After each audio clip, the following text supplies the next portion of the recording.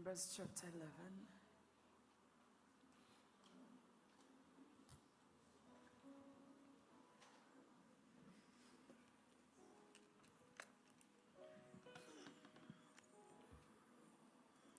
Thank you, Jesus.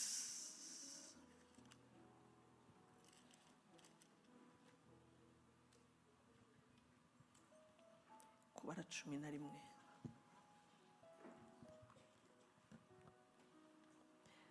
Guhera ku murongo wa mbere. Numbers chapter 11 from verse 1.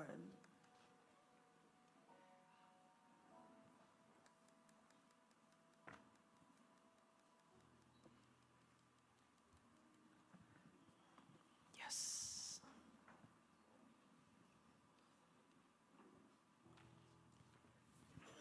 Murongo wa mbere uravuga ngo ubwo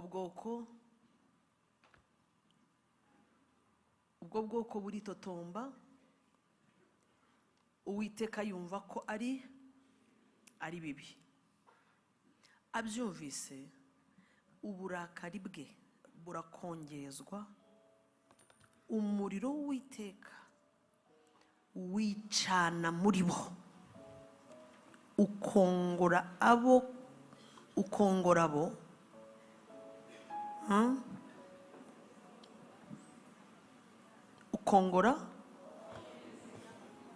ku iherezo ry'amagando yabo. Now when the people complained, it displeased the Lord, for the Lord heard it, and his anger was aroused. So the fire of the Lord burnt among them and consumed some in the outskirts of the camp. Kabiri. Then the people cried out to Moses, and when Moses prayed to the Lord, the fire was quenched. Abantu batakira nde? Batakira Mose. Mose akora iki? Asenga Uwiteka, uwo muriro urazima. Aho hantu bahita Tabela, kuko umuriro w'Uwiteka wacanye muri bo. Wicanye muri bo, merci. So he called the name of the place Tabera, because the fire of the Lord had burnt among them. Kane. Now the mixed multitude who were among them yielded to the intense craving, so the children of Israel also wept again and said, who will give us meat to eat? Umva umurongo wa kane mutarangaye. Abanyamahanga y'ikivange. Ngirira ukwegere ngo kuramo imvange, kuramo ibyaje kukwivangamo, ibyaje uri mu isaha yageze, ibivange bishyire ku ruhande, nibyo bituvangira. Tell your neighbor, take away every kind of mixed multitude among you. This is the appointed time. If you allow the mixed multitude, it is what confuses us. Abanyamahanga y'ikivange bari hagati y'Abisirayeli bagira gute? Batangira kwifuza. Abisirayeli nabo bongera kurira. Nukuvuga ngo babaye influence n'abanyamahanga, ntibanaza amasezerano bafite, batanaza aho barimo barajya. Ibivanga biraza biravanga. Ongera unkomere uwo muntu kwegereye uti urimo urazira ibyo urimo uravanga. They were influenced by the mixed multitude who never had an idea about the promises that God had given them. Tell your neighbor, you are suffering because of the mixed multitude in you. Igihe cyose twemereye imvange turi mu rugendo rujya Kanani. Every time we allow mixed multitude as we go on the journey to Canaan, igikurikiraho muracyumva. You see what follows. Now twagiye screen mushyireho cyanditswe abanyamahanga y'ikivange bari hagati y'Abisirayeli batangira kwifuza. Bifuje iki? Muraje mwumve. Abisirayeli nabo batangira nabo bongera kurira. Sincerely speaking, murarizwa niki? Tuvugisha ukuri. Why are they crying sincerely? Ngo bararira bavuga bate? Ninde uzaduha inyama zo kurya? Niko ngo niki? Ndashaka kureba abantu b'abagabo. Look at men. Imana yaremanye ubwanwa. that God created with beards. barira ngo bakumbuye inyama. And they are crying that they are missing meat. Hari amarira barize bavuga ngo bave mu buretwa, murayibuka? Their tears they cried. Babyukaga ibiboko bibari ku mutwe muri Egiputa, babyukaga bakata amatafari, babyukaga abagore batwite imitwari barimo murabona uburetwa bwabo iyo ubusomye sometimes ugira ngo barimo barakabye inkuru, ariko byari byo. Bararira barataka ngo mana yacu ugira gute utwibuka udutabare. Imyaka iba magana irabyibuka, yumva gusenga, yumva gutaka, ihama ikora operation isanga Mose muzi nkuru, iramuzanye, barambutse inyanja itukura, bageze hagati ngo batangira kurira kandi. Barizwa n'iki ngo dukumbuye inyama. Really? Remember the tears they cried when they were still in Egypt because of the enslavement, the harsh treatment of their taskmasters, and they raised their voices and cried unto God, and God heard their prayers and came down to deliver them. You know the story of how God came to Moses, and you know the Lord moved them out of the land of Egypt, and they are now on the way to the promised land, and now they are crying because of meat. Inyama Imana igiye kumva aho kugira ngo itangire yumva amashimwe, itangire yumva bavuga ngo Mana wadukuye mu buretwa, ibitondo byashize ubu nitugikubitwa ibiboko, igiye kumva itungwa no kumva iki tukumbuye inyama. Aba bari hagati ngo batangira kwifuza. Instead of the Lord hearing the voices of thanksgiving, everyone telling God, thank you so much for delivering us from the land of slavery, the Lord was surprised to hear mixed noises coming up to him of cravings of meat and others weeping bitterly because of meat. Munyemerere mbabwire Grace Room. Allow me to tell you, Grace Room. Nimugoroba tware tugize ibihe bikomeye cyane mu nyigisho z'abakozi b'Imana tujya tugira ku wa mbere. Twari dufite umukozi w'Imana watwigishije bikomeye, ariko umutima wanjye sinzi ukuntu wakozweho cyane. Turimo turiga kubwira ubw'umutima. Last evening we were so blessed and we had a wonderful time by the man of God who was teaching us as ministers. For some time we have been looking at the mystery of the heart. Now, ntashye mfashe umwanya wo gusenga n'iki gitondo, Imana ingarura ku mitima y'Abisirayeli. Irambwira ngo biroroha cyane ko abantu akanya gato bashima ko bambutse bavuye muri Egiputa, ariko kubera uburyo ikiremwa muntu kiremwe n'ukuntu duteye, birorohera umuntu cyane guhita yibagirwa urugendo arimo n'icyo yavuze Imana, akongera akita kubimukoreramo. Murabyumvise? Yes. When I went back, I prayed in that dimension, and the Lord brought me back to the heart of the Israelites. And the Lord was telling me, it is very easy for some people to receive what they have received from God, and they remember it for a very small time, and after they forget everything that the Lord has done. As they are moving on, they focus on what is happening around them, and they forget the promises that God has had for them. They forget what the Lord has done for them. Birorohera imitima. Ndashaka kureba ariko ndashaka mwumve kuko Bibiliya avuga ngo ibyabayeho byose byabaye kugira ngo bitubera kabarore. The Bible says everything that happened that we may learn from it. Mu kabarore dufite, among the examples we have, dufite abantu isaha yagereyeho neza, we have irasona, barabibwirwa, barabicuranga. whose appointed time came and they were told and they played music by the appointed time. Barabibwirana, isaha yageze. Ndashaka kureba abagabo bafata babwira abadamu ati nimufunge imizigo, tugize gute turagiye kuko Imana yacu yagize gute yatwibutse, isaha yageze. They spoke to each other. Look at fathers telling their wives and their children that the appointed time has come. Let us carry every luggage that we have and let's cross over. The appointed time has come. Ndashaka kurebe abagore basezerana kuko bari baturanye ukuntu, murabibona? Murabona iminsi bikuru basezerana, sheri ejo tuzagenda, yo ejo ndashaka kurebe icyaraye mu ngando y'Abisirayeli. Isaha yagize gute yageze. Now iragera koko Imana ikora operation barebesheje amaso, ikora operation itakoze batareba, igeraho igitondo kimwe bose babyuka abana b'imfura bagize gute, bapfuye mu gihugu cyose. Ahantu hose batasanze amaraso ku nkomanizo, abana barapfuye. Bagiye kumva igitondo kimwe bumva imiborogo, kandi bakabona bo nta muborogo uhari kuko abana bo barabafite, ariko kabijuku kumva hari ayiwe mtoto wangu we, bakumva hari ayiwe pita wanje. Amatungo yapfuye kugera buri tungo ry'imfura pa, buri muntu pa, nta rugo rwasigaye. Ndashaka kureba umugabo washatse umugore we mbari imfura, barapfuye n'umwana wabo w'imfura agira ate, arapfa. Ndashaka kureba ko hari ingo zishobora kuba zarapfuye n'abantu barenga bane.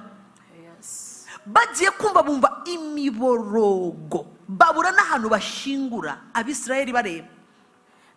Umuntu ashobora kubona ibitangaza, umuntu ashobora kubonesha amaso ko Imana irimo irakora, ariko umutima ntuconnecte. It is very possible.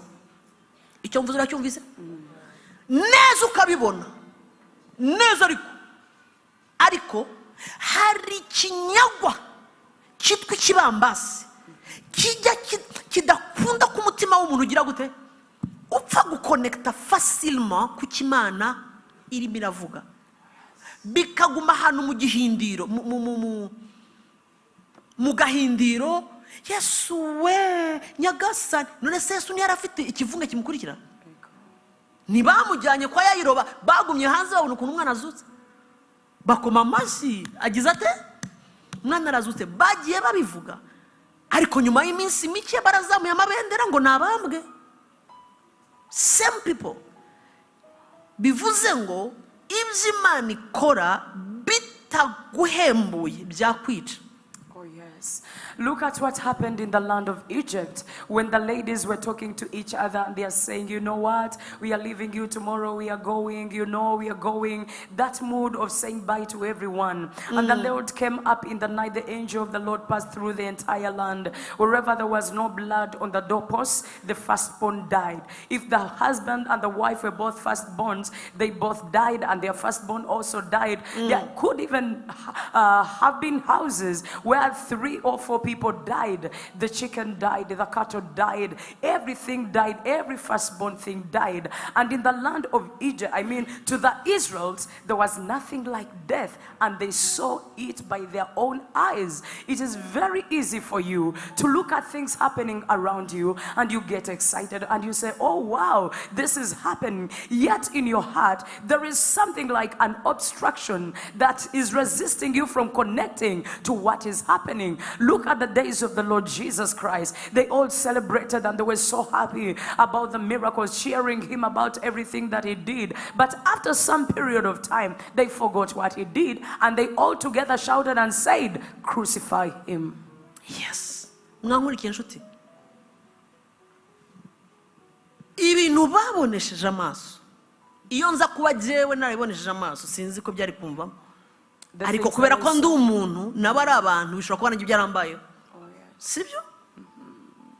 The things they saw with their own eyes, if I saw them, maybe I couldn't have forgotten. But because I am a human being, maybe what happened to them could have happened to me too. Barabyuka basiga disi bagenzi babo bashora. They basiga imiborogo. Left weeping everywhere in Egypt. Babasiga bashingura imfura bavuga ati nimugende mutuvireho, mugende mukorera Imana yanyu kuko ivuze ko isaha yageze igiye ibatwaye mu gihugu cy'amasezerano. Baragenda. They left them weeping and burying their firstborns, and they all were telling them, go and worship your God, and they went. Baragenda. Bageze gato ku nyanja itukura muzi itangaza cyabaye. You know what happened? Imana yakoze iki? What did the Lord do? Yatandukanyije inyanja bahumirije cyangwa bareba. He separated Subiza the nshuti Red yanjye. sight. Bari basinziriye. They were looking barabibonye for the first time mu mateka, ikintu batari barigeze babona. Bagiye kureba babona amazi ng'umuyaga waraje ufata amazi amwe akora umusozi ku ruhande, andi akora iki umusozi hagati neza babona kaburimbi rameze mu masegonda. Inyuma hari iki? hari ingabo zibakurikiye amafarashi yirukanka nibaza icyo gukora turashize Imana iti mushira ndi hagati yanyu ntimushira ubu babwire Grace ntabwo uzashira.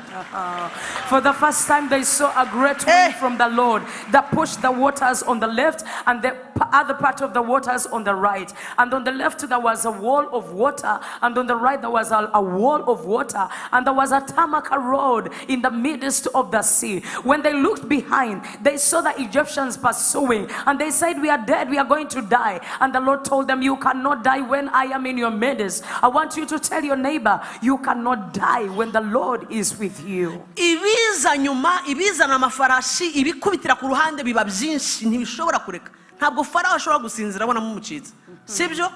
Ariko uzajya umenya ngo nubwo amafarashi arimo arahinda isaha yageze. Pharaoh cannot stop you, cannot just look at you to go. He will come carrying the chariots, fighting from east and west. But however much you see all that, you have to know that the appointed time has come. Babirebesha amaso neza badasinziriye ninjoro inyanja iratandukana bambutsa abana baby genda Joshua genda abana barambuka bageze hakurya bahindukira inyuma babona ya mirundo y'amazi igize gute yewe ka ariko can you imagine ishire mu nkweto z'abari uri burabireba ivanemo ko wabyumvise wamenyereye inkuru dore ko akamenyero katwishe bivanemo ishire mu nkweto wahagarare ubone ikirundo cy'amazi ese ubundi amazi yakora ibuye amazi ashobora guhagarara akora ikirundo kibuye Can the waters mbega ibitangaza bitarabaho. Look at that miracle that happened. Babonye amazi liquide They looked at the water, which is liquid, become a stone, solid. Bambuka hakurya ngo barareba babona ikibuye kandi sibuye n'amazi yigize ibuye yanze gutemba n'amazi ariko ngaho uzayamena mu ibasi wanyu bikora ibuye. And when they crossed, they saw a wall of water. You can imagine liquid like a wall. When they saw, babona ifarashi na Farawo bakomeje kugira gute? They saw Pharaoh and the chariots pursuing. Maze umwanzi yishyiraho nawe. And the enemy came pursuing. Inzira Imana yaciye ashaka nawe gucamo. He wanted to get into the same way that the Lord had made. Icyabaye murakizi. You know what happened? Ryabuye ryarirekuye. This wall melted. Yamazi arirekura. The water melted abashyingura mu cyubahiro and buried them in honor. Hari ibintu bigiye gushyingurwa mu cyubahiro n'Uwiteka. There are things that shall be buried by the Lord in honor. Maze mu ntega amatwi hari ibintu Imana iri bushyingura itarwanya. There are things that the Lord is going to bury without fighting with them. Igihe cyose yamaze kwiyangaja ntabwo Imana ikorera mu gihombo. Every time the Lord is engaged, He never works at a loss.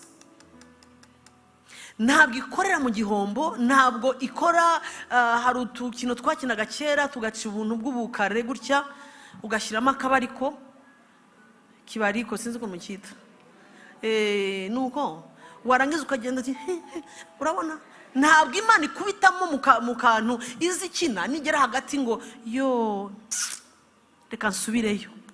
Impossible. Soma neza ibyanditswe. Iyo itangiye umurimo, when the Lord begins a work, iyo yamaze kwiyangaje igatangira, when He's engaged and He begins to work, ikigora nukuyangaje. The hardest thing is to get the Lord engaged. Ikigora nuko yo yakwifata ikagira gute? The hardest thing is for the Lord to get engaged. Ariko iyo imaze kwiyangaje, after Him getting engaged, jya mu kirere manuka, rise up and go down. Ntigikorera mu gihombo. He never operates in a loss. Nishobora gukorera muri mwa. He cannot operate in the neutral point. Mwangurikiye neza. Iyo itangiye buri ikibazo nuko itangira. The problem Ariko nubona yateyemo, if you see Him beginning,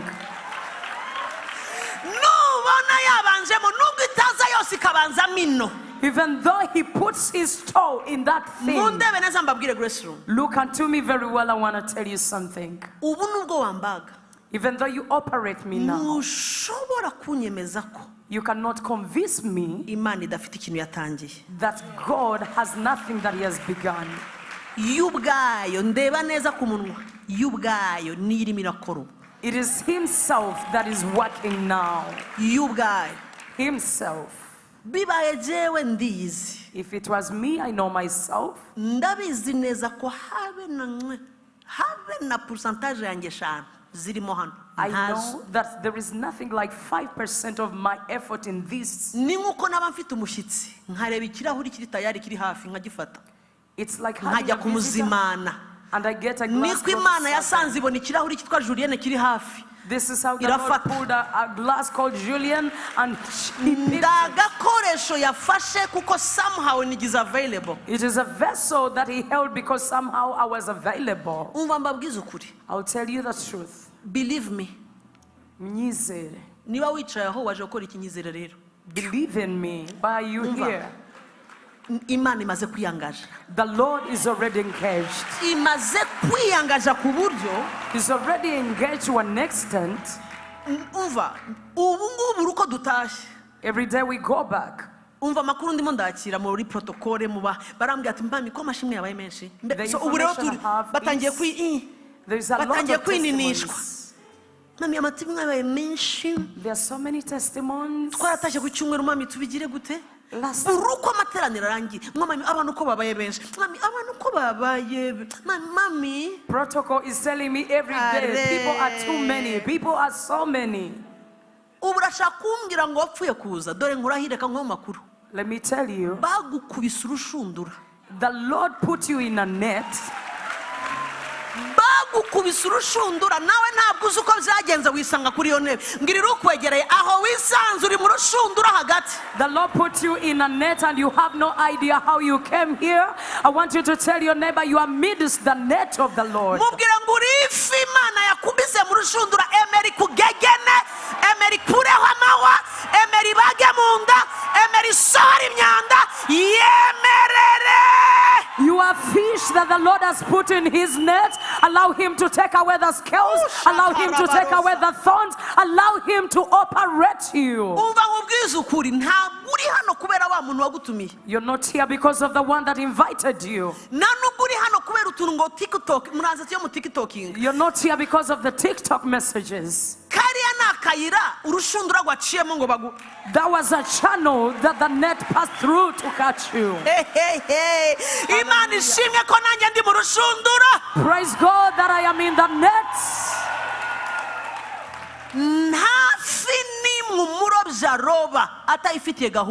There is no fish that a fisherman will catch without having a program for it.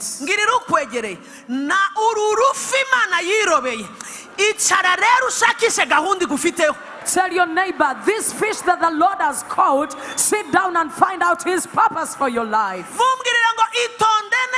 ntugasibe gusa shira ikirenge ku muriro iraje kuraho ibigaragamba kufi iraje guharagate iraje kuraho imyanda iraje bikore bucetse neza. Just keep coming, keep accelerated, keep coming. The Lord is going to take away the scales, the thorns and everything. He is going to do it steadily and quietly. Wamfashije uwo muntu wicaye iruhande rwawe umubwire uti wahicariye iki. Tell your neighbor, why are you sitting here? Musunika umubwira ngo uri mu rushundura. Push them and tell them you are in the net. Mubwire ngo wiva mu rushundura. Don't skip out of the net. Mubwire ngo urimo urajya he. Where are you going? Urimo uratawanyikira he. Where are you going? Wikongera kuva mu rushundura. Don't jump out of the net. Iyi firi mu mazi ntabwo ibizi ko hari ibintu biyiriho. When the fish is in the water, bimeze nk'inzembe. It does not know that it has got sharp scales on it. Nta namakuru ibifite kuko isirimo yose nibigenzi byabyo. It has no idea that it has sharp scales because in its world of the waters there are fellow fish all over. So iki Imana irimo irakora irimo iradukura ahantu tumenyereye batatubwiye ko dufite babyita iki. So what the Lord is doing is taking us out of zones that we were comfortable. They never told us that we had those sharp things. Ntafi bashyira mu rushundura ireke kugira gute kurwana ishaka kuva kuko bayihinduriye atmosphere, bayihinduriye milieu, bayihinduriye buri impamvu za hano ugasenga ejo ugakongera ugasubira mu kayoga urimo urakubita. urakubita ujyahe kenyera zigume bamaze kuguta mu rushundura. There is no fish that they will throw in the net and never fights away. The reason you're coming and tomorrow you're not coming, it is because you're trying to fight out of the net, but you would rather get comfortable in the net because you're already there anyway. Mubitira ukwegera umubwire ngo ariko watuje mu rushundura. Tell your neighbor, be comfortable in the net. Mubwire ngo urakubita amaguru ujyahe. Why are you scattering legs? Where are you going? Oh, you're already captured. Your lover has already found you. Do not run away from the net, restroom. Do not run away from the net.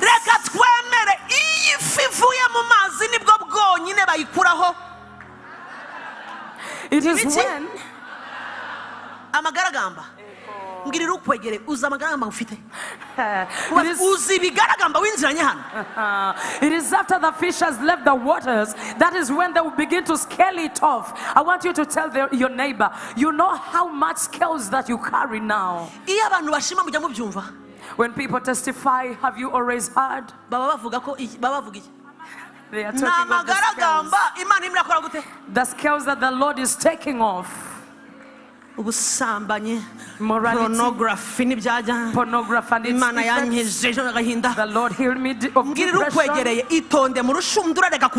Tell your neighbor, stay in the net, don't you go out of it. Stay in the net.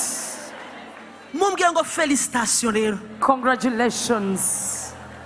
Ugomba umva ntabwo Imana yihuta izakuraho icyambere ikuraho icyakabiri ijya mu izosi ikurayo ijya mu mugongo ikurayo ijya hano ikurayo ihindukize ijya mu nda ipasura ibyo wariye byose.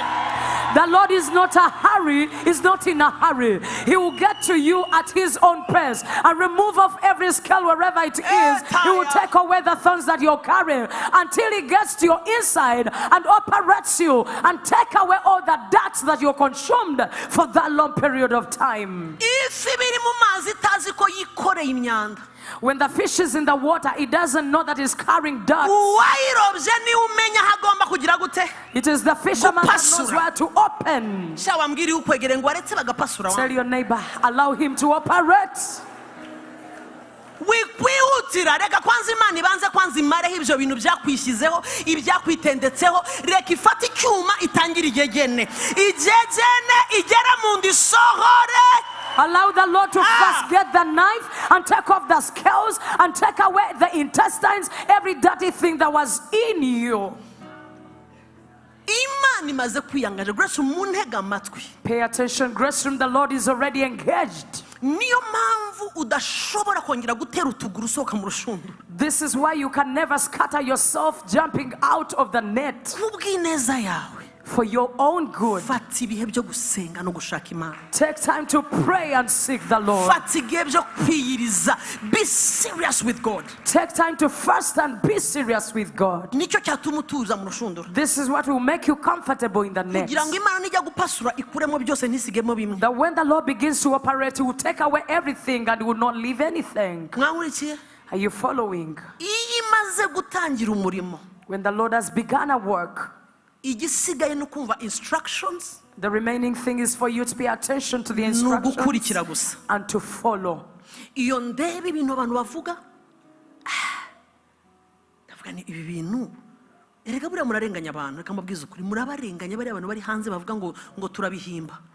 know those people that are saying you're making this up?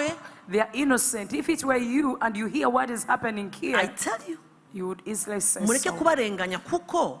Igihe bamaze muri mukabwate kandi bishoboka niko kanini. They are innocent because the time they have spent in the realm of impossibilities is so big. Ujya kumva iki ariko uziko ari ibintu umva hano ukagira ngo ni inkuru bagize gute? Nibyo uyu mubyeyi yavugaga ejo bundi ashima Imana avuga ngo nimureke kwandika inzandiko niba ni inzandiko mubyivugire. When I hear bivuge none se ubu uyu mubyeyi baraje baguhamagarira bakubwira ngo warabeshye nta kibyimba wari ufite mu myanya y'ibanga. Hari uri mubwire?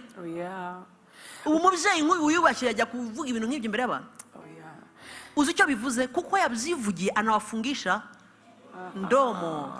Ngirira ukwegereye fungisha watu mdomo. Yes. When I hear what the Lord is doing in this place, I get so amazed. This is why our mother here was telling us, come out boldly and testify for what the Lord has done for you. For example, she was able to tell us her testimony the other time. Nobody from outside will say that old woman was hired, that old woman was making it up. She never had a tumor in her private parts. You know what she did to the rest of the world? She made them to shut up. Yes. Ngirira ukwegereye. Imana ikura bya bintu ku mubiri w'ifi ubivuga. When the Lord removes the scales of you, speak it by yourself. Erega nayo ibikora ibishakamo inyungu. The reason as to why the Lord does it, He wants to find profit in it. Irabishaka ibifitemo inyungu. He has profit in it. Igihe kirageze ngo tubohoke ku muco wo kuvuga ngo baraje bambone erega n'ubundi barakubonye. This is the time for you to be delivered. For you to be turabizi kutarashaka kandi imyaka yawe turayizi. You are afraid of people seeing you, yet they are seeing you. We know how old you are. We know every kind of information. What are you afraid about? So when we see you posting yourself on the status, we can tell your years. So when you get wedded at 40, do you think the world will say you got wedded at 12 years? Banteye ivi niwe banteye ivi ngo oyaye kandi warasenzurarira mu bwihisho ngo mana miki barese ikimwaro kiriye kuvuga ngo nari ntegereje urubyaro imyaka 7 ntabwo tuvugisha ntabwo twari tubizi ko ubu warashatse urangije ukora hane mu imyaka 7 so hane mu yawe ni imyaka 7 barakubeshye twarabimenye ma turanabizi neza kutarabyara. Twaranakubonye ku bajenekologi uzenguruka. Twaranabibonye ugerageza IVF iranga na IVF niba ari biki.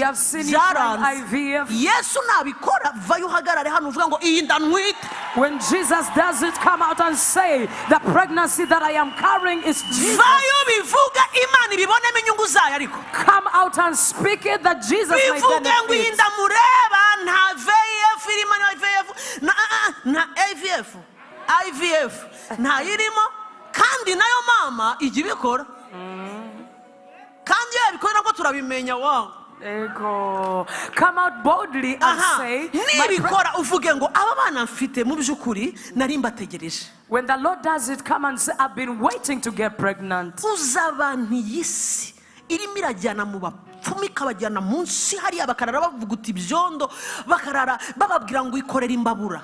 You know how many are twite erega byose turabajyakira hano. And they cause them to karaba amazi y'umutuku ushyiremo amaraso y'inkoko uyavange uyanyweshe. You go and bathe water mixed with blood, cook in the night. Bategereje kumva icyo Imana yakoreye mu rushundura yagushyizemo. Such people are waiting to see what the Lord has done for you in the net that He has put you. Nikura ikigaragara mutwari when the Lord takes away the scale, shout out and say the Lord has taken away a scale. Abasore iki nicyo gihe cyo kwambara neza ugakubitaho ishati yawe neza ugakubitaho deshire. This is the time to dress so smart. And you come and stand here and you say, let the whole world see me. I was dying because of drug addiction. I was dying because of such and such. I'm speaking about Jesus who is able to deliver.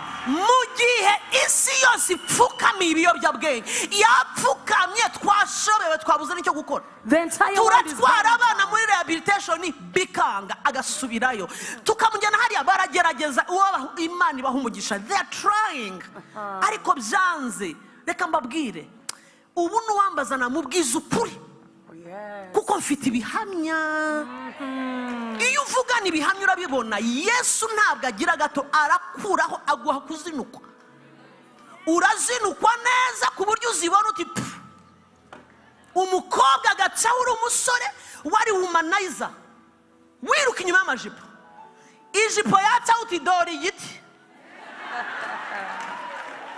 igiti neza kigenda umukobwa kikora ibyo yikoraga kera yagusuye ukamureba uti uraho wagitiwe kubera iki umubiri wawe uri steady uri stable imbaraga z'umwuka wera zirakorera muri wowe basore nimureke dufata amakondera tubwire isi ngo Jesus is alive. Gentlemen, let us hold our trumpets and tell the world that Jesus is alive. If the Lord has delivered you, you remember we are living in a generation where the entire world is bowing because of drug addiction. They have nothing to do. They are trying to go to rehabilitation centers and they are not working, the way they should have worked. And we have got testimonies and testimonies of this living Jesus that has been able to deliver people from drug addictions. If you're one of them, and today when you look at alcohol, you feel like throwing up, come out and shout it out and tell the world that Jesus has delivered me. If you were a womanizer, you knew yourself, no skirt, no dress, no nothing would pass before you and you would remain a human being. Now the Lord has delivered you. Why can't you come out? Because the Holy Spirit has touched you. And tell the world that there is a God that can drain away evil thirst, immorality, and give you new hunger. Imana yambwiye mu gitondo maze gusenga. The Lord told me in the morning, can I see people that are not ashamed of what I'm doing? I cried so much. Why are you ashamed about me? Then I got to this scripture I've read for you. Take away smartness without the Spirit. Yes. The smartness that we can boast of is speaking about the works of the Lord.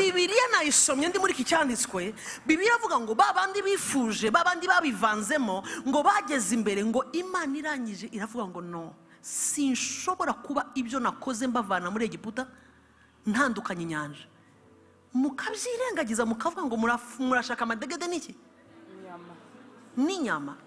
Imana ibwira Mose ngo egerayo gato nkwereke egerayo gato nkwereke mbamare. Imana yari ivuze ngo ibajyanye mu gihugu cy'iki cy'amasezerano, irebye imitima idashima iravuga ngo no. Nyuma ya operation nkoze zose abana b'imfura bapfa ibikeri bibate kugira ngo mbararure mu maboko y'umwijima. So amashimwe barayicaranye bigize abahatari. Imana iravuga ngo reka mbereke. Mose egera ku ruhande nkwereke ngiye kubamara. Mose aritambika arataka. You go and read. Mose aritambika atayiwe Uwiteka reka no atireka mbamare.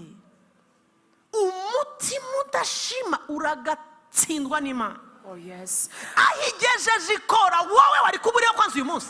Oh yeah. Ubu suyobewe ibyaguteze ejo bundi.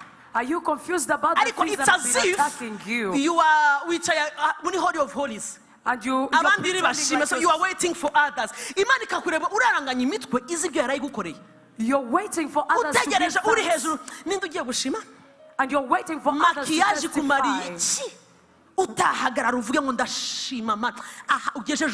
What is the reason for your makeup? If you cannot stand and say, I thank the Lord for what He has done, yet He has not done everything, but there is what He has done. Where I have read for you, the Bible says, when the Lord looked at the mixed multitudes, they are craving, and the children of Israel were weeping after the Lord doing great and mighty things, great operations in delivering them. The Lord told Moses, get step away. I want to show these people. I'll destroy them. You read the story. The Lord felt so bad because of people that were carrying hearts of ingratitude.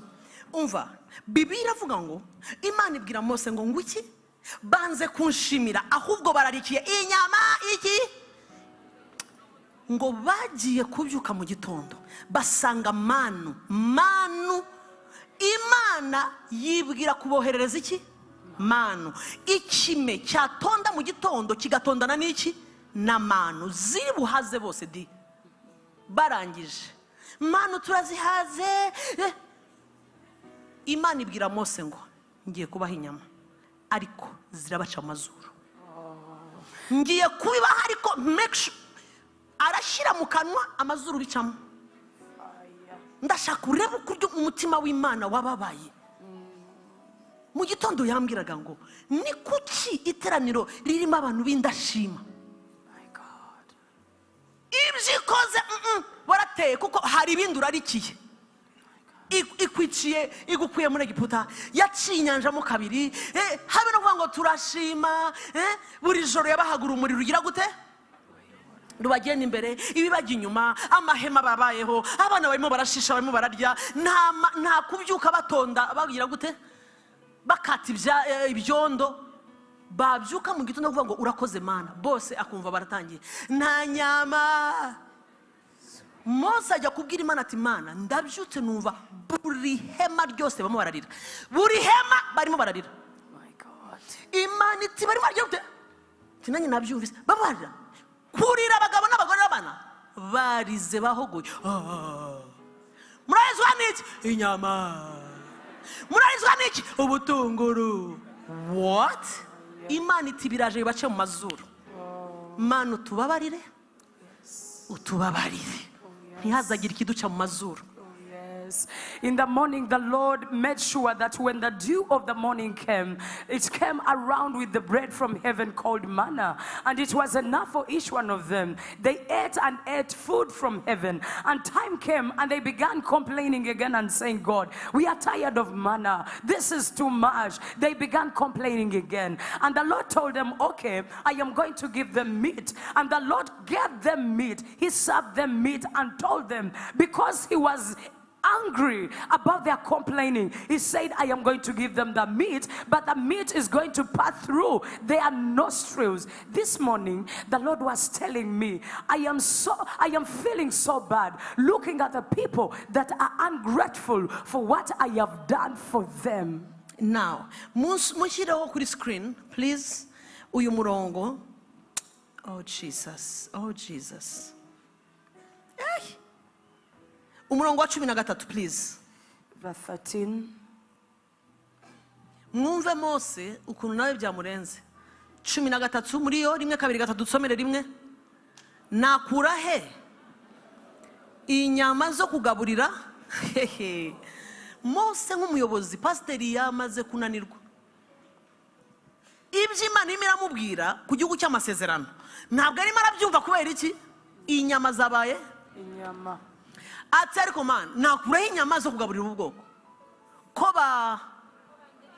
bandirira imbere bati duha inyama tuzirye. Reka mbabaze, babonaga Mose hari inka afite? Was Moses having any cattle? Ubu Mose yabyukaga ajya kuragira? Was he having any cattle to give them meat? He was not. Komeza. Nakuraho inyama sinabasha guheka ubu bwoko bwose. Mose yageze ahantu arananirwa kubera iki? Iby'ijuru ririmo riravuga n'ibirimo biraba kuri terrain ni ibintu bibiri bitandukanye. Mose arananirwa, sinabasha guheka ubu bwoko jyenyine kuko buraremereye. Imagine, buraremereye, singira gute simbushobore. Niba ugenza utya ndakwinginze nyica mveho. Mose wabonye ibitangaza ariko bageze ahantu arananirwa, ananizwa n'abantu bari kumwe. Aravuga ati what is this? What is going on? Areba nta cyumva aharimo arajya, nta kireba arimo arajya. He was never focusing on the promised land because of these people and how heavy they had become. And Moses got to a point of telling the Lord, I am not able to bear all these people alone because the burden is too heavy for me. Now, hasi yahise itora abandi bagabo 70 ngo bagiye kumufasha da kuyobora ubu bwoko. Imana ibaha umwuka wayo. The Lord appointed Moses 70 and he gave them his spirit to help Moses to lead the people. 23 haravuga gute? Haravuga ngo Uwiteka abwira Mose ati mbese amaboko y'Uwiteka abaye magufi, none urareba yuko ijambo ryanjye rigusohorera cyangwa ritagusohorera. So Imana kugira ngo komeze ivuga aho bagiye itangiye kugira inama umuyobozi. Instead of the Lord talking about the destiny, he's now counseling Moses who had grown weary. 25 twagiye, Uwiteka amanukira muri icyo gicu avugana nawe, yenda ku mwuka umuriho awushyira kuri ba bakuru uko ari 70. Nuko umwuka abaguyeho barahanura bagarukirizaho, maze munyumvira abandi rero, mu ngando zabo hasigara abagabo 2. Toujours harabagenda, hari n'abandi banga. Nkubitira ukwegere, uragenda urasigara. Others had gone and others had remained in their camp. Where do you fall? Are you coming forth or are you remaining in your tent? Ngumwe yitwa nde? Erudadi, undi yitwa Medadi. Shani Medadi rwose. Umwuka bagwaho kandi bari mu mubare wabanditswe uko ariko batavuyaho ngo bajye ku ihema ryera, bahanuriraho mu ngando.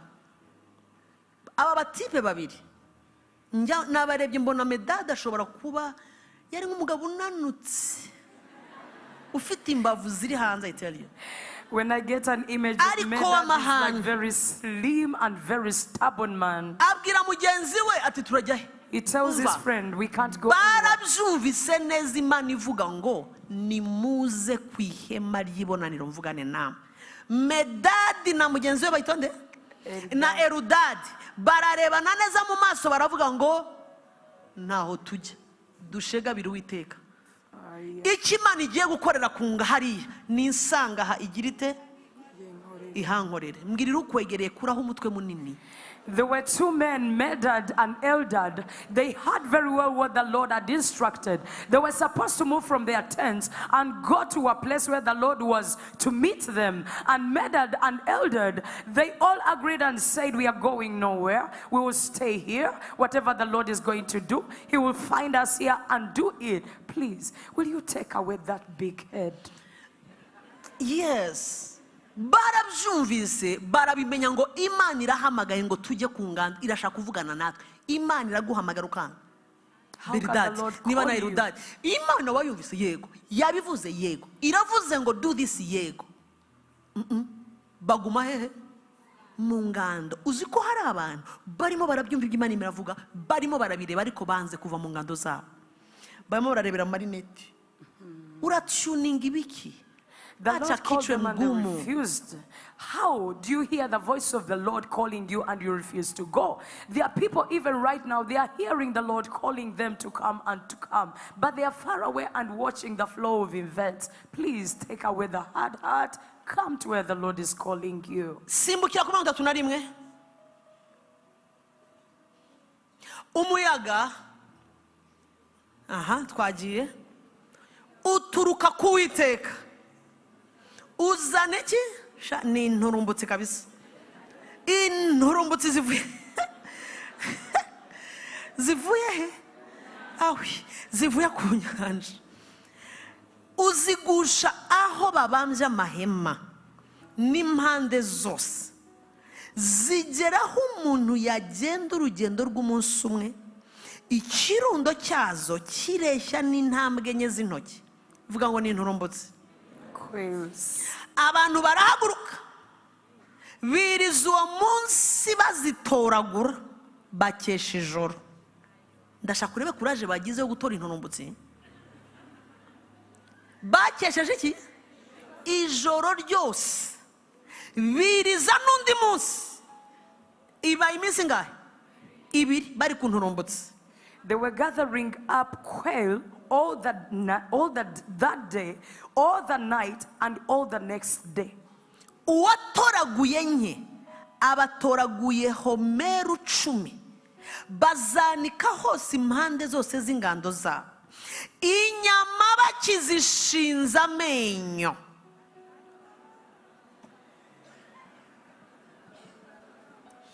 Bamaze iminsi 2 bagira gute? Bazitoragura. They picked them for 2 good days. Bazishinze amenyo. Muri yo habaye bataramara no kuzitapfuna. uburakari bw'Uwiteka bukongerezwa abantu abatera mu giga ikomeye cyane. But while the meat was still between their teeth, before it was chewed, the wrath of the Lord was aroused against 34. the people, and the Lord struck the people with a very great plague. So he called the name of that place Kibroth Hatava, because there they buried the people who had yielded to craving. So 34, please. Aho hantu bahita igiki ngira ukwegereye ngo Imana ikurinde Kiboroto hitava. May the Lord guard you from Kibroth Hatava. Shawe mubwiye tu mushireho dusome mwe bene data ariko mwadushireho iryo zina koko. This name twagiye 1 2 3 aho hantu bahita ngo ngwiki mbwira ukwegereye ngo kibura toritaha tava kiragatsindwa. that place be condemned. Which place? Kibroth Hatava. Reka gushyiramo ibyongereza. Kiburo tihatava iragatsindwa. It is condemned. Bahise gutyo kubera iki? Kuko ariho bahambye. Ayi Mana uturinde kwifuza. May the Lord protect us from craving. Bahahambye abifuzaga. Abantu bahaguruka ikiburuto ryatihava bajya ihasoroti bahamara iminsi. Habaye iki? What has happened? Murebe hano. Look here. Mu rugendo rw'igihugu cy'isezerano bakireba imbere barimo baragenda.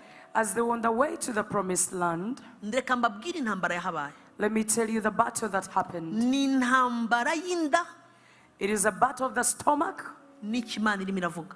and what the Lord is saying. Iyo bayita intambara y'umubiri. It is the battle of the flesh Irwanya ibiri mu mwuka Imana iguhaye ugomba gusingira. that is fighting against the spiritual things that God has given you that you have to reach out to. Igihe cyose hari promise hera mu itangiriro ugere mu byahishuwe uzahabona abantu bahagurukiwe n'umubiri mu buryo buri abnormal ku buryo ubona ibiryo ugahita ubira ibyuya kugira ngo gusa n'ugira gute ntiwiyirize.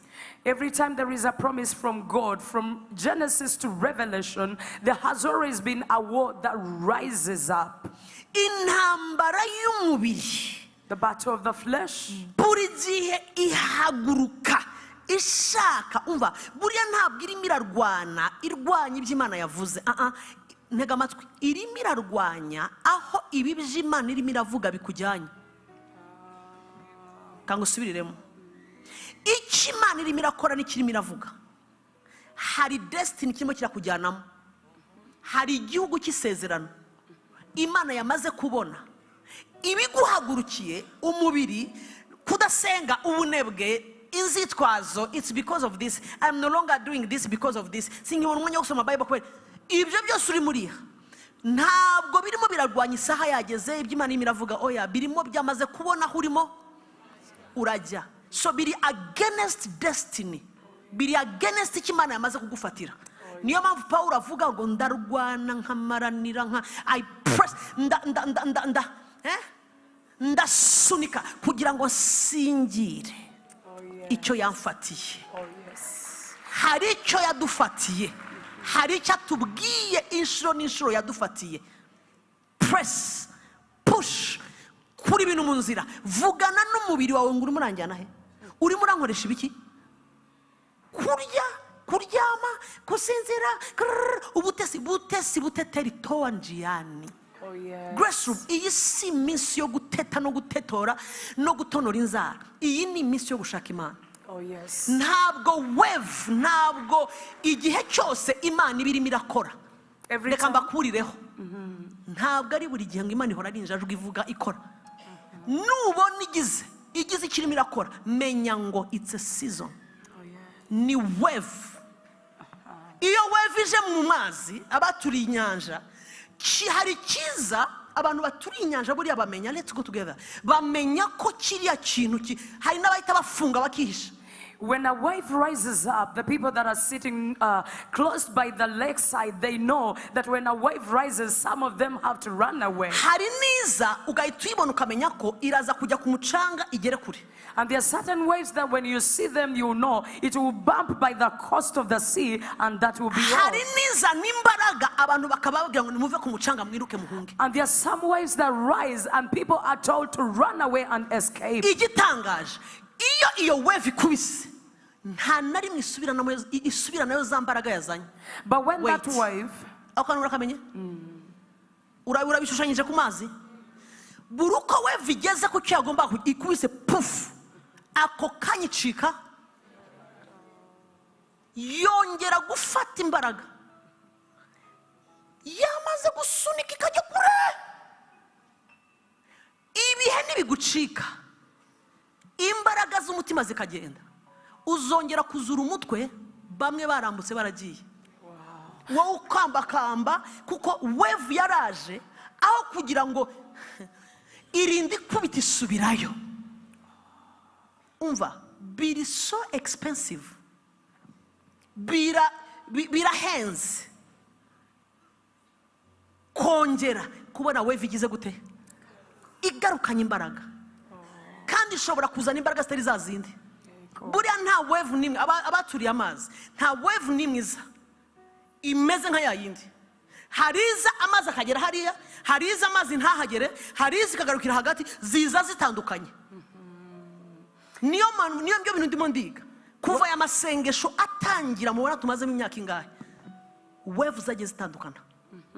We have looked at waves changing and zihindukira, n'ubu ziracyahindukira. Even now the waves are still changing. So iyo ihindukiye ntuhinduke, if it changes and you do not change, irakubita ukaguma mu bya kera, kandi yo yagize gute, it will hit the coast and it will pass, and you will remain in the past things, yet everything has changed. Mubitira ukwegera umubwire ngo jyana na wave. Tap your neighbor and tell them move with umuraba the wave. Nukubita reka gukomeza kuguma ahantu nk'utarimo arareba. When the wave comes, do not stay like you have not seen it. Move with the wave. Ntidushobora kwemera Imana ikomeza ihindura, kuko ni nk'utwara imodoka ikomeza ihindura amavitesi. Even a car changes the gears. Umubiri ntukubuze kubona Imana. Your body should not hinder you from seeing the Lord. Discipline your body. Discipline your body. Traite durement ton corps. Fata umubiri wawe ukoreshe, ubwire icyo gukora, ubwire ngo maso yanjye wintwara ku bintu bitajyanye na season. Discipline your body and tell it what to do. Instruct your eyes and tell them, do not take me to anything. Vugana n'amatwi yawe ibyo utagomba kumva. Speak to your ears not to listen to what you're not supposed to listen to. Vugana n'akanwa kawe, vugana n'amaboko yawe ibyo utagomba gukoraho bireke. Speak to your mouth and your hands not to touch what you're not supposed to touch. Aho Imana irimo irakujyana harahenze. Because where the Lord is taking you is very expensive. Ku buryo utakwemera gusa ubwo bugeso n'ibintu by'ubutesi no kudasenga n'ubunebwe ngo bikwibe ibihe nk'ibi bikomeye. That you cannot allow laziness, prayerlessness to cheat of you the season that the Lord has given us. Ndashaka urebe uburyo Imana yababaye. Iravuga ngo nguki murazana ibitunguru, tungurusumu, inyama muri season nk'iyi. Namanuye igicu cyanjye, namanuye ibintu byose bya ndahari, ndavuga buri kanya ndabwira Look at how sad the Lord became so sad, because people were bringing cheap things, onions, garlic, meat, in a season that the Lord had given them. Narimo ndasoma ubuhamwa, narimo ndabona ibintu abantu barimo baranyandikira nkavuga ne kose, is this ndimo ndarota ibi ni biki? I've been looking at the testimonies and I've been wondering, am I dreaming or this is a reality? Hari couple nabwiye ngo muzaze mu byivugire. The couples, bamaranye ubwandu imyaka 27. This couple, for 27 years they've been HIV positive. Umugabo yarayitaruye neza arayizana. The man brought the virus. Yabaye imfura abwira umugore ati ndakeka ko hari ukuntu. And he told the wife plainly, I think I brought something. And they both were contracted. Bafite abana bakuru. They have elderly bafite children. abuzukuru, They have imfura yabo grandchildren. yarashatse. Their firstborn is married. Yaravuze ati pastor, twari dutangiye kubera izabukuru hari ukuntu imibiri yari imaze kumera. Baraje abwira madamu atumva ubuse twakumva ibi, hanyuma barizera. Rimwe kabiri gatatu, ejo bundi bagiye ati kuki mwikeka, murikeka kandi mukuze, murikeka ibiki ku myaka yanyu babyeyi. Barahindura bajya ahandi bati barahindura bajya abandi ati umugabo cyansekeje ngo abwira umugore, ese ubundi wasanga ibyuma byo mu Rwanda bidakora ko dufite amafaranga twasimbutse hakurya, bakatisha itike y'indege hano hakurya bajya Uganda Kampala, barabafata amaraso gusa ko nibyo Uganda byayibuze di, nibwo bemeye ko bagize gute.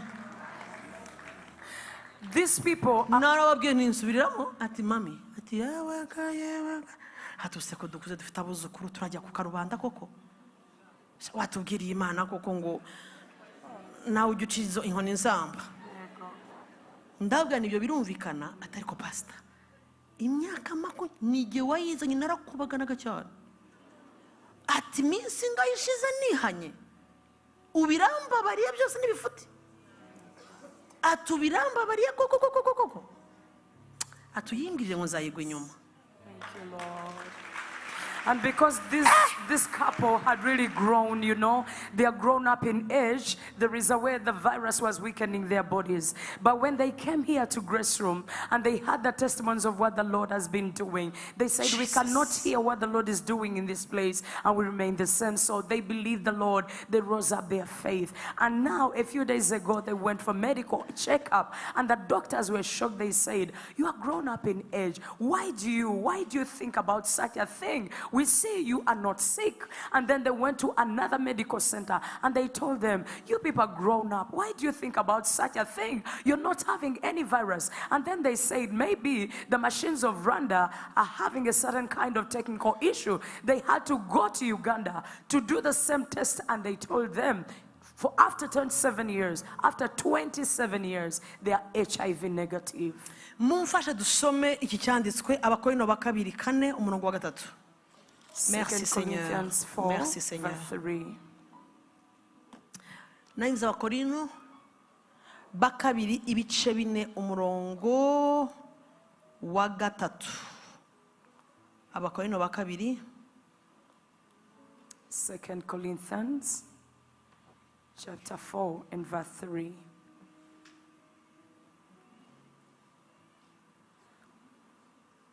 Yes. Ariko niba ubutumwa bwiza twahawe butwikiriwe abarimbuka komeza. Ariko aribo batizera, sorry, abo mukurikira ko kantu gashakaga abo Imana mwayirebye ni yihe? Intoya. Ni intoya. Baba bavuga iki? Ikigirwamana. Abo Imana y'iki gihe yakoze iki? Yahumye imitima kugira ngo habe iki? Kugira ngo umucyo w'ubutumwa bwiza bwa Kristo ari we shusho y'Imana utaba tambikira. Please read in English quickly. But even if our gospel is veiled, it is veiled to those who are perishing, whose minds the God of this age. Nako nashakaga mukarebe whose minds the God of this age. The God of this age has blinded. Komeza ko ngaho. Who do not believe. Ndekera ho ngaho ngo abo minds iki ibitekerezo byabo byabaye blinded.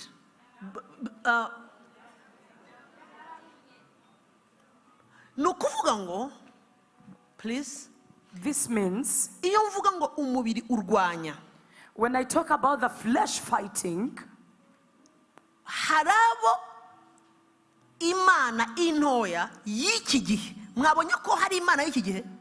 you see that ariko ikigirwamana, right? a small God of this age. Harabo ikora uko ishoboye ikablinding iki ibitekerezo byabo. ikadiringa na mind, ikabahuma, igahuma. There are those that the God of this age has blinded their mind, kugira ngo umucyo that the light utabamurikira. may not shine Ni over them. ukuvuga ngo hari operation ibaho umwanzi ashaka kublindinga, ashaka guhuma, kuguhuma, kugira ngo hatagira umucyo runaka uboneka. There are those operations of the God of this world, and the God of this world of this age is fighting to blind your mind against the shining of the light of God over you. Ni ukuvuga ngo abo ni abantu ibitekerezo byabo bitajya na rimwe bihura n'ikimana Imana iravuga. Imana ivuga iki? Niyo mpamvu mubona hari abantu batizera ko Imana ikora iki? Ibitangaza. Hari ikigirwamana gikora mu gihe nk'iki gihuma abantu iki? Amaso, kugira ngo batamurikirwa n'umucyo w'iby'Imana irimo irakora. There are people whose minds the God of this age has blinded, and they never meet or connect with what God is saying. For example, there are people who never believe in miracles. It is because the God of this age has blinded them. Biranatangaje ko hari abavuga ngo Yesu ni umwami, baramwemeye, baramuririmba, bahora mu nzu y'Imana, ariko the God of this age, ikigirwamana gitegetse igihe nk'iki cyabahumye amaso. Mbwira ukwegereye humuka mu izina rya Yesu. There are even those in the church that are saying Jesus is Lord, Jesus is our God, and they are serving God, yet the God of this age has blinded them. Tell your neighbor, may your eyes be opened in the name Reka of Jesus. mbasabe twese duhagurukane niyo nka wa mugani, duhaguruke nk'abazi icyo Imana irimo irakora. Nibyo uyu mubyeyi ejo bundi ashima Imana yavuze, buriya narabyumvise cyane. Yaravuze ngo twe kubisigira pastor n'abandi bantu bakeya, twese tugire gute? Tubijemo. Is it prayer? Let's pray. Nukuramya, let's worship. Tuba dusenga ukabona umuntu areba nk'ureba televiziyo, undi ugasanga Daniel style why nta nubwo iyo niyo tuyivuga umva hari abantu irimo irabwirwa. Kandi you are always here. Niwemere ko kino kigirwamana kiguhuma amaso. Let us rise up at once as the people that know what God is telling us, and let us be engaged like our mother told us. If it is prayer, let us pray. If it is fasting, let us do that. If it is Daniel style, let's do it. Do not allow the God of this age to blind your mind. Iyo iki kigirwamana kisingiriye ibitekerezo byawe birahuma, cyasingira umwuka wawe bigahuma, cyasingira ubutunzi bwawe nta kijya imbere, ariko kineshwe mu izina rya Yesu. When that idol gets your mind, it's blinded. When it gets your wealth, it stops. When it gets your heart, it is blinded in a way. But may it be defeated in the name of Narivuze ngo Jesus. kineshwe mu izina. Let it be defeated in the name of Jesus. Be defeated. Niwemere guhuma amaso. Nujya no gusenga bwira Imana ngo mpumura amaso y'umutima. Iryo sengesho ndisenga every day. Do not allow to be Open blinded. the eyes of our heart. Fungura amaso y'umutima wanjye, fungura amaso y'ibite. Mwami mpumura amaso. Paulo yabisenze inshuro n'inshuro akavuga ngo tubashe guhweza, dushobore kumenya, tumenye uburebure bw'urukundo nimba. Yarabisenze inshuro nyinshi abisengera bera, natwe tubisengere. Mana mpumura amaso mbashe kubona icyo uri murakora, numva icyo uri muravuga. Sinifuze inyama nasize inyuma kandi uri murambwira igihugu cy'amasezerano. This is my prayer that I pray daily, and I'm asking it to make you to make it your prayer, to ask God to enlighten the eyes of your mind, to open your eyes every day, that you may not look at the things you left behind, but that you may hold forth or strive to get the things that the Lord is telling us. Iyo kino kimana cy'iki gihe kimaze kuguhuma gikomeza kikwereka uburyohe bw'ibyo uvuyemo. When this Si ibyo God of yakoreye this Abisirayeli. age, when the God of this age blinds you, it continues reminding you about the things that you left behind. Kikwereka inyama ariko urumva udakumbika kakahumuro ko muri Egiputa. It shows you the Hari meat, ukuntu and you begin to wakarangaga miss it. akanyama ugashyiramo amavuta y'inka. And then it shows you how you would mix oil in the meat and you fry it. Iyo gikomeje kikwereka ibyo wasize, kikwereka boyfriend, kikwereka girlfriend, kikuraza ku macati y'umwijima, kikuraza mu kirimo kirashaka usubire muri Egiputa fire. When it continues to show you the things of the past, your past boyfriend, your ex-wife, your everything, and then in the night you're taking all your time on WhatsApp, chatting the chats that are not holy, it wants to take you back. aho fire gufata to that. umwanya wo gupfukama mu gicuku ngo ukingure ijuru ku buzima bwawe usingire igihugu Imana irimo irakujyanamo.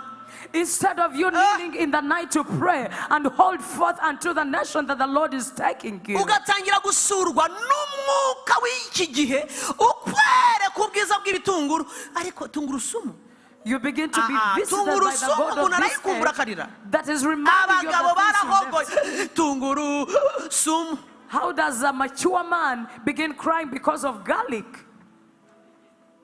Ngo idegede, umuntu w'umugabo arizwa n'idegede. Abana bumva babyariye iki koko?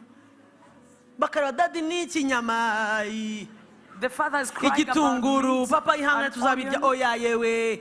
Imana yababwiye ngo mbajyanye mu gihugu si ibitunguru biriyo. And the Lord is telling Kiratemba you, amata n'ubuki. I'm not taking you to a land of garlic and onion. I'm taking you to a land that flows with milk and honey. Twanze guhuma amaso muri season. Refuse to Twanze be blind kwemerera in the Imana y'ikigiye kwiduhuma amaso. Refuse to Aho allow God to itujyanye be niho heza Where the Lord is kurusha taking ibitunguru, kurusha ibyo twasize muri Egiputa. It's better than the onions that we left in Egypt. Abakobwa nimujugunye. Girls, throw things away. Nimujugunye. Throw things away. Narivuze iki? Throw away. Egiputa nimuyireke nibasohokemo. Let Egypt move out of you. Igihe cyose Satana kireba katrase akabona harimo akantu ke muri wowe. Every time the devil looks at something in you and it is his, he begins from there. Ahera mu kabuto yahishe kakugumamo. He begins from that small seed hidden in you. Ukaba wimereye neza kuko hari akabuto kakurambarayemo. Ejo wabona umuntu saa saba z'ijoro akwejeje ngo I miss you, you are my heart, you are my eyes. Ka kabuto kagakubitana na message yo muri WhatsApp. Wese ugahita urambarara. Mu gitondo uti where are you, where do I find you, where? Fire katika jina la Yesu. You may think you are okay, but because there is a hidden seed of the devil in you, Yes. when it comes to midnight and someone begins to tell you, I miss you, I am actually dying, I cannot sleep because of you, and because there is a hidden seed, you cannot sleep as well. In the morning you're already calling and you're saying, where are you? Where can I find you? You know? Wowe wese n'amasezerano Imana ivuze n'ahantu imira kujyana isaha yawe yageze baracyagucunaguza ngo ngwino tuguhe icyayi The whole ukajya of you. kunywa icyayi cy'ibihumbi 500. And the promises of God you're carrying, the people come to you and they tell you, they play around your life telling you, let's go take coffee. So you go to take coffee and you sell. Warangiza wagera ku aho urimo uranywera icyayi uti dufite amateraniro reka nshyireho shu. Yeah. So you get to the coffee shop and you stay there. It's already time for fellowship, for church here. And you say, okay, let us fall online as we take coffee. Nari mvuze ngo imbuto ya Satani nakomeza kuyibona muri wowe irakubuza gusingira amasezerano igusubize muri Egiputa. Twanze gusubira muri Egiputa. Twanze gupfira hahandi cya kizina kitwa gute? Hatakatakatavane hatatakatava. Ngira ukwegere ngo vana na hatakatakava. Ntabwo uri bupfireyo. Ntabwo uri busubire muri Egiputa. Enough is enough. Igihe twabayeyo ntacyo twahariye. Ibyo twariye twabiriye ku muruho n'umunigo. Ntabwo turi bwongere kunyoterwa inyuma. Reka dusonge mbele. Every time the devil sees his seed in you, it will become a stepping stone for him to remind you about the world that you left. Yes. Because his intention is to take you backward. Let me tell you, we ever lived in Hatava, but there is nothing good that we got from there. It was all weariness, it was depression, it was tears. There is nothing good outside there. Let's leave that place forever and move forward. Reka mbereke ikintu kihabereye. Harabagiye gupfira aho. Murabibuka? There are people that are going to die at Hatava. At the same time, same season, même saison, harabandi bagiye kusukwaho umwuka wo guhanura. In the same season, there are other people that are going to receive the spirit of prophecy. Mwababonye? You have seen Bavuze mirongo them. ingahe? 70. 70 bavuyemo batangira guhanura, batangira kubona amasezerano, batangira kuvuga ibyo Imana yavuze, batangira 70 barimo baruzuzwa. En même temps, barimo baracukura bahamba. Same season, saison imwe, bamwe baruzuzwa n'umwuka, abandi bamwe barajya mu butaka. Basiga impfubyi bapfa. I beg you, ntabwo turi bupfe. Anga gupfa muri sezo nk'iyi, anga umwanzi kugusubizayo, anga byihakane. Reka tube muri 70 bagiye kuzuzwa, bagiye guhanura, bagiye kuvuga ibyo Imana ikora, bagiye gukurura amakuru y'ijuru. Look at the same season. What happened? There are a group of 70 people that received the Spirit and they began to prophesy. Yet there was a number of people that were being buried at the same time in the same season. I beg you, members of Grace Room, refuse to die and refuse to be buried in this season. Let us be among the 70 that will receive the Spirit and begin to prophesy in this season. Anga umururumba. Refuse to be a gluttonous person. Refuse to crave in this season. Anga umururumba wakumereye nabi ku buryo nta nubwo uri murabona ibyo Imana ivuga ntabyo ushaka, urashaka ubona icyo kintu washakaga. Ni ikintu cyanye nshaka Mana, giye dupfana kiriya kintu. Urapfana n'Imana iki? Vanaho umururumba udapfira mu butayu. Take away the craving that you may not die in the desert. Emerera Imana ikore operation. Allow the Lord to do an operation in your life. Hari ibihugu by'amasezerano ugomba kwinjiramo. Icyambere ni igihugu cy'amasezerano cyawe cya santé, cy'ubuzima. There are promised lands that you need to enter. Number 1, the promised land of your health. Buriya santé yawe, ibyo nzabivuga ko butaha. Hari igihugu cy'amasezerano winjiramo, santé yawe ikaba nzima, nta n'isazi kudumaho. Hari igihugu cy'amasezerano kiri financial. There is another promised land called finances. Chibifatika. Financial land. Mwankurikiye? Are you following? Igihugu cy'amasezerano kiki? Financial promised land. Chibifatika. Imana ivuze ngo isaha yageze irimo irakujyana mu gihugu cyawe cy'amasezerano kibigize gute? Chibifatika. Bene da kirahari. Ejo Imana yankoreye surprise nenda gusara ndasakuza. When the Lord rwa kangahe? Ejo kuambere. Yego, nejo. Ejo kuwa mbere? No. Imana yamishuriye ikintu ninkibabwira muzagira ngo yamishuriye ikimana kitwa Mammon. Irambwira ngo Mammon is a spirit. Numwana. Inyereka n'ukuntu yamanukanye na Satani mu ijuru. Ati jewe narababwiye ngo muzaguriza amahanga. Waguriza amahanga nawe udafite nibiku. Sinavuze Imana ngo sinababwiye ngo muzaguriza abantu. Nations. Irambaza ngo waguriza nations uri kuyihe level. Ni wagurize mahanga uri kuyihe level. Atariko kubera Mammon yaragiye irabapfundikira. Irabafata ibemeza ibintu murabyemera. Irabemeza ko hari ahantu tarenga, hari ahantu umva. Mammon narayibwiye ngo ndaje nguhonde. Ubu ni haye gahunda every morning Mammon turamukubita. Hari igihugu cy'amasezerano kibifatika. Urakijyamo nukijyamo. There is a promised land of your finances. Imana yarambwiye ngo nimutajya mu gihugu kibifatika muzakomeza muri abakajoriti. Hari ibintu muzaririba mutazabigeraho. Hari ibintu uzifuza ariko utagira gute utabigeraho. Kandi mwibuke ko isi nibiyuzuye n'ibyanjye. Ariko Mammon ni mumukubite. Abava imbere mwinjira mu gihugu cy'amasezerano kibifatika.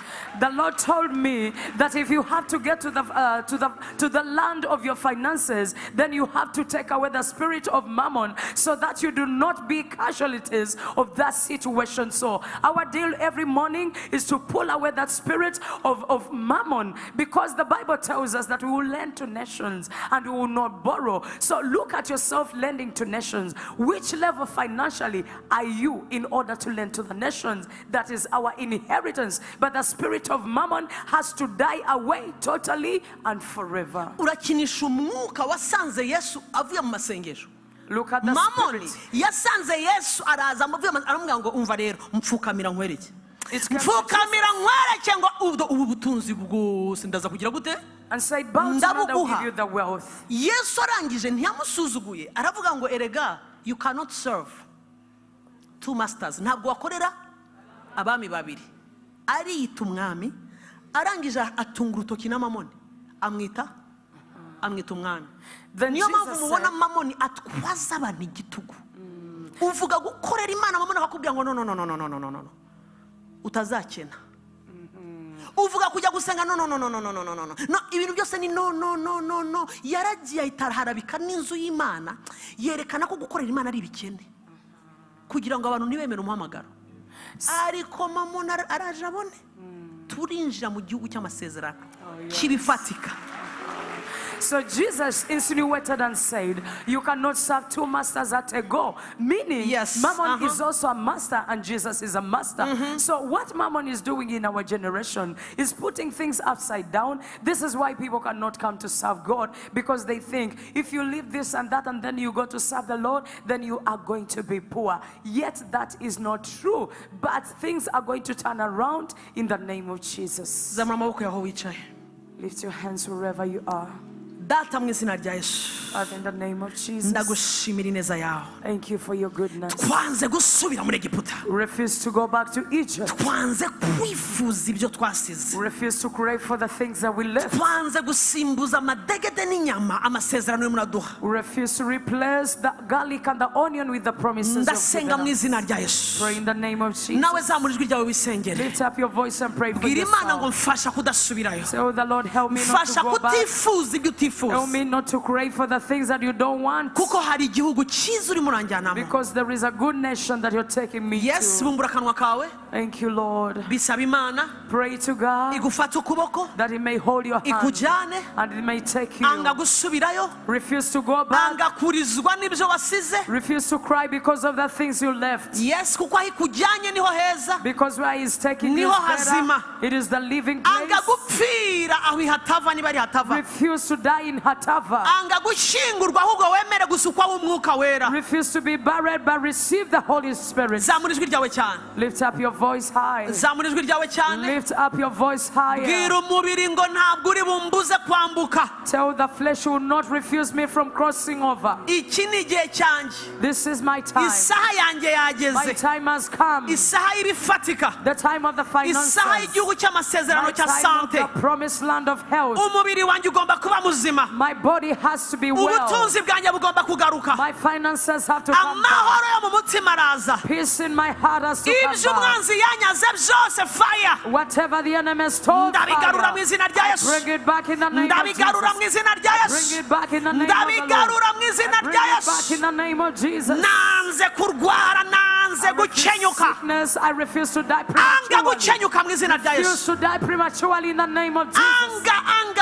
Refuse to die prematurely. Ihakana iyo mbuto y'umwanzi. Refuse that seed of the devil. Ihakana iyo mbuto. Refuse that seed. Sohora iyo mbuto mu buzima bwawe. Get out that seed out of your Sohora iyo life. mbuto. Get out that seed from your life. Sohora iyo mbuto. Get out that seed from your life. Sohora ko kabuto gasohoke. Get out of that seed from your Bwira life. hypertension ngo sohoka. Take hypertension out of your life. Bwira iyo ndwara yo mu maraso isohoke. Tell the sickness in your blood to Bwira get iyo out. raporo ngo ndimo ndajya mu gihugu cy'isezerano. Tell the Hinduka. report to be changed because you're going to the promised Ndumva land. amavuta y'Imana. I feel the anointing of the Lord. Ayayayayayayayayayaya, ndumva amavuta y'Imana. I feel the anointing of the Lord. Mw'izina rya The Yesu. name of Jesus. Vugana n'iyo misozi kuri imbere. Speak to the mountains before Bwira you. uwo musozi ngo erega ndekura. Tell that mountain, let me Uyu alone. mwaka ni uwanjye wo gushaka. This is my year to Uyu get ni married. umwaka wanjye wo guhura n'uw'Imana This yangeneye. is my year to meet my mate. Uyu ni umwaka wanjye utigeze ubaho. This is my year which has never happened in my life. Vugana n'ibyakurijije ngo nsohoke imbere. Speak to everything that made you to cry to get out of your life. Ijwi ryawe riri hasi. Come on, lift up your voice. Ijwi ryawe riri hasi. Lift up your voice.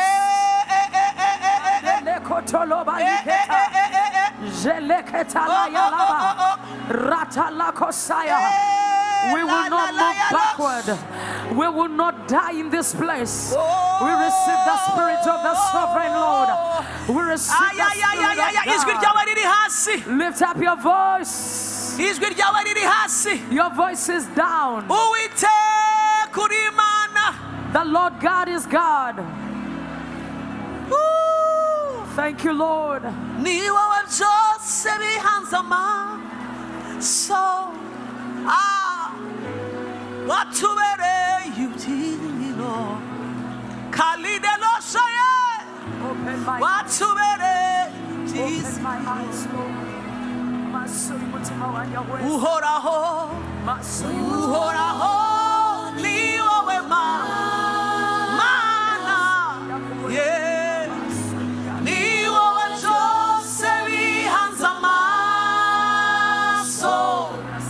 uhoraho la saladaba senga ni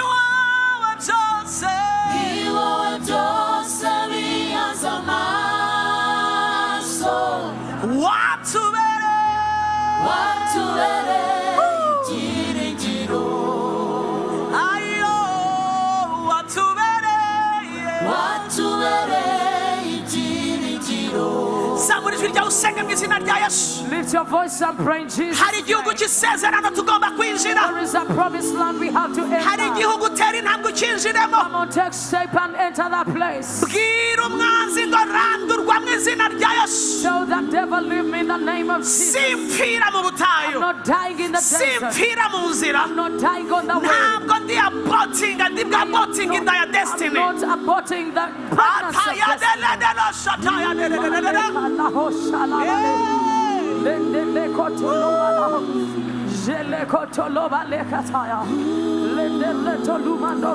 Jesus.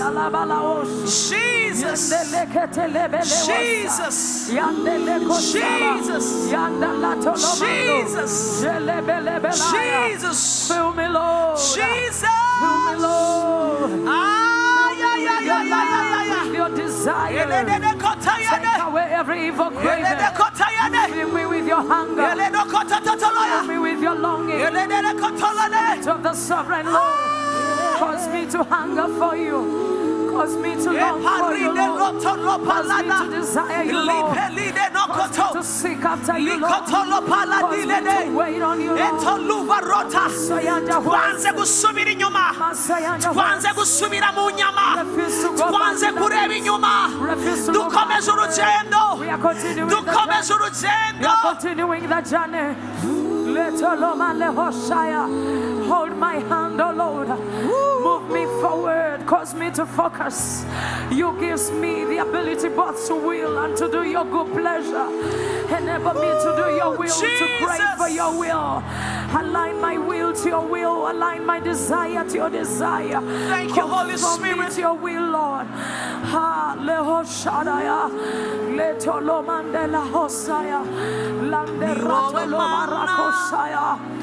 My God. Ni wowe byose bihanze amaso uhoraho ni wowe mana ni wowe byose bihanze amaso watubere ibyiringiro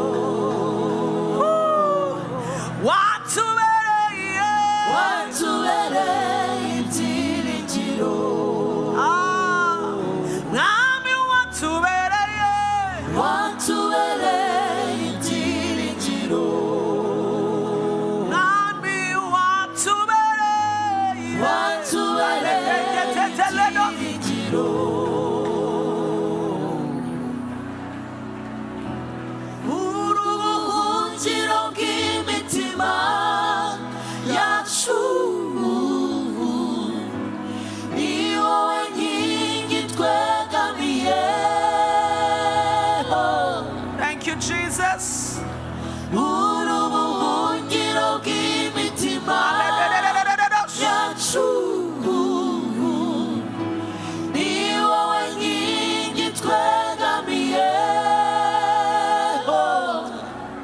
amaboko yombi ari hejuru data mu izina rya Yesu. Father, in the name of Jesus, ndavuma igiti cyose utateye I curse every tree that you have not nk'uko ijambo planted. ryawe ribivuga muri Matayo. As your word says in igiti Matthew, cyose utateye muri uwo mubiri, every tree that you never igiti planted in cyose that body, utateye muri uwo muryango, every tree you never planted in the igiti cyose family, utateye muri uwo mugabo, every tree you never planted in igiti that cyose man, utateye muri uriya mugore, every tree you never planted in igiti that woman, utateye muri uriya mwana, every tree you never planted in that child, ndakirandura mu izina rya Yesu. uproot it in the name of ndagitegeka Jesus. gisohoke. Command it to get out. Sohoka sohoka Get out. sohoka wa mwuka we Get out, you evil spirit. sohoka wa mwuka utava ku Get mana out, you evil spirit.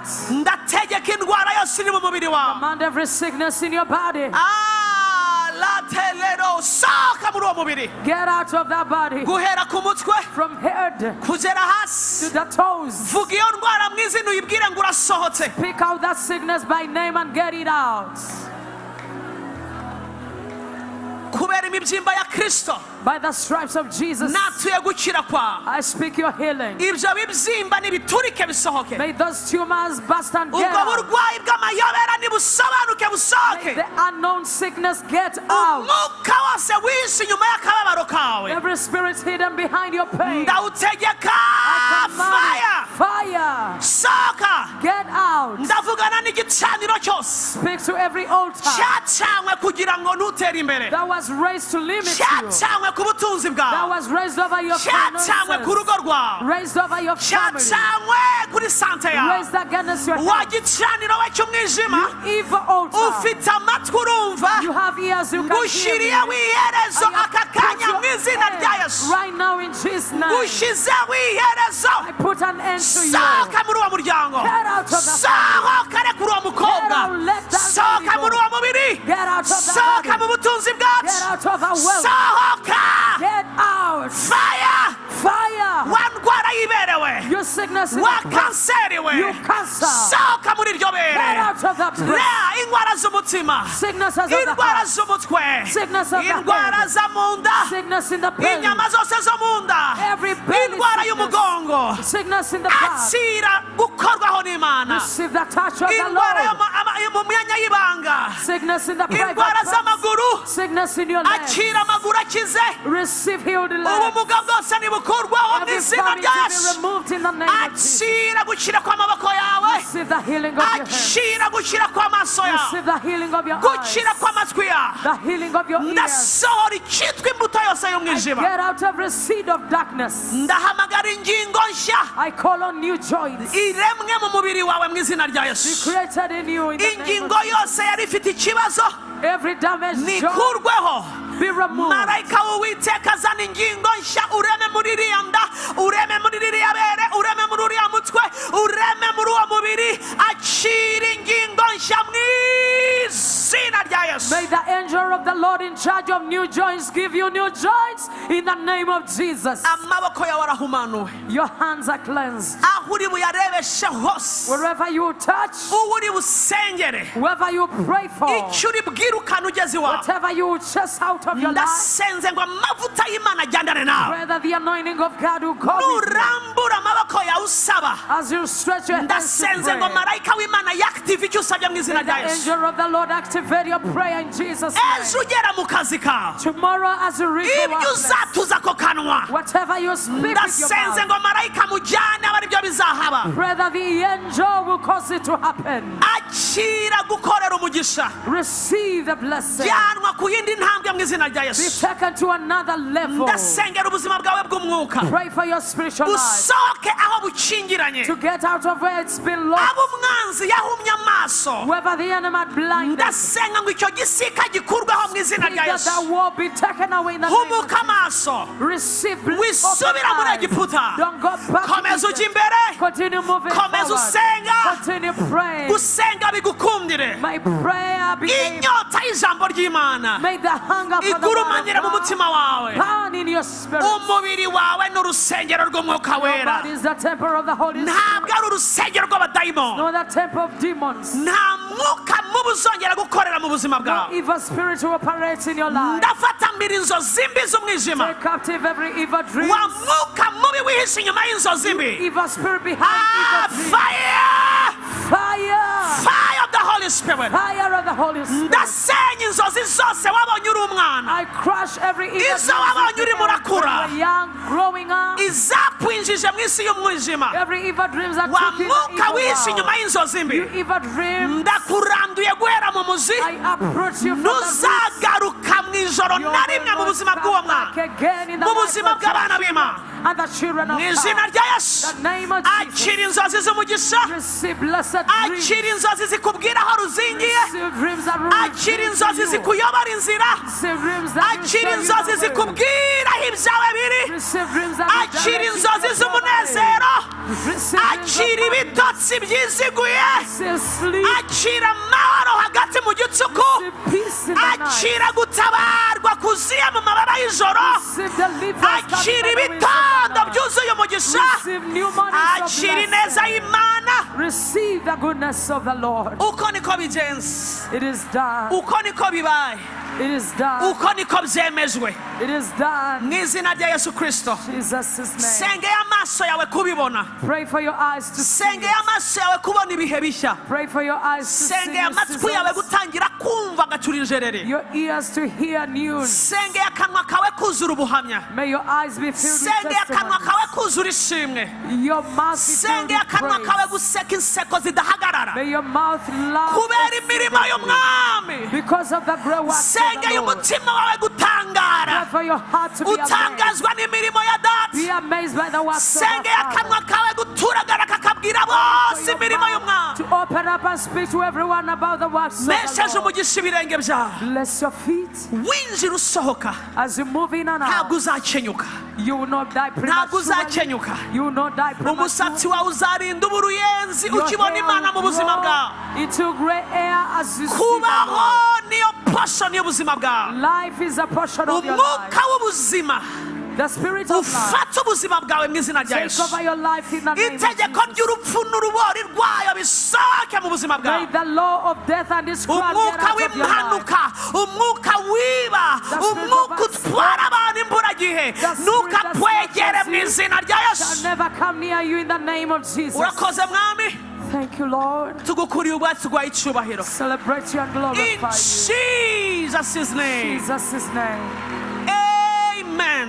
Amen. Fata ituro ryawe n'ayo maboko yawe. Take your offering in your hand. Turira Imana icyo wumva ugiye kwitura uyu mugoroba. My Offer to the God. Lord whatever your hand can find to give. Fata icyo washigikira mu nyubako y'Uwiteka. Hold your seed of supporting construction Hanyuma watura ijambo ry'ubutsinzi. and speak words of victory. Watura ku ituro ryawe. Speak over your seed. Mpora mbabwira ngo ntugature ucecetse. I tell you, do not give quietly. Fata ituro Take your seed offering nawe ku buryo uri bwumve ko ari ituro ufashe. that you feel it's a good N'Imana offering. ibizi irebe ko ufashe ituro. And the Lord should look at it and say it's a good Uyiturire. offering and give to the Lord. Hanyuma abashyigikira construction Imana ibahe And umugisha. those that are supporting construction, God bless Hanyuma you. watuza akanwa kawe. Speak by your mouth. Ukubita umwuka wa mamoni ubwire ngo rekura ubutunzi bwanjye mu izina rya Yesu. Pull down the spirit of mammon to live your wealth in the name of Jesus. Online church, Online church, umwami Imana abahe umugisha.